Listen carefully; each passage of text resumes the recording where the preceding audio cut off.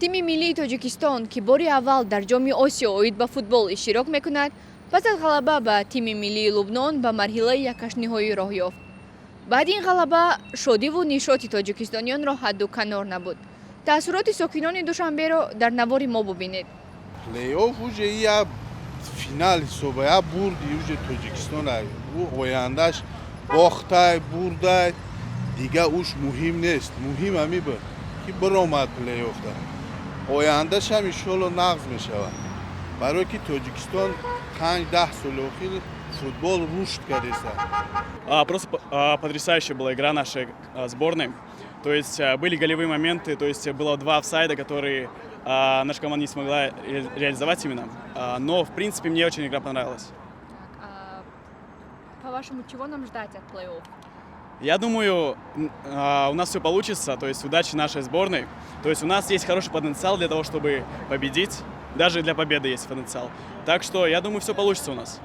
مثال امی پرویزان مربوف گل گرین زد گل بهترین در امی یکم گل در استوریا در تاریخ تاجیکستان زد در امو چمپیونات مثال آسیا گل بهترین گل بود تماشا کردیم دو گل خی زدن یکم شیروانی محمدشاهی زد دیم کی زد دیم گل راستی نمیدونم کی زدن ادمینیت کرد گل را حساب افساید نکی بهترین بازی گرین زورشون دادن گفته امو чеки дига на FIFA админит кад голошо науна ягонҷо пони бромадан молодец. Ну я вообще не фанат футбола, я случайно попал в место, где все смотрят футбол. Было классно болеть за наших. Я узнал то, что президент их благословил перед тем, как они играли. Мне кажется, это очень хорошо повлияло на их дух.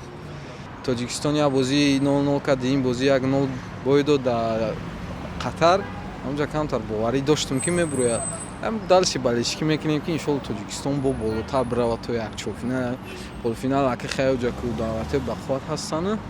خیلی بازی خوب داشتند، یعنی در دقیقه‌های آخرین گل را زدند و پیروزی به دست آوردند. خیلی برای ما خوشایند بود البته که تیم تاجیکستان یعنی جوانمردان تاجیک توانستند که بیرون از جمهوری غالب برآیند و نگفته نماند که دعای پیشوای معظم ملت بود که آنها را غالب گرداند از نزدیک به آنها دعا دادند و تاکید کردند که حتما غالب باید من شما را تماشا خواهم کرد. با فکر من که این یک دلگرمی خیلی بزرگ بود برای جوانان تاجیک.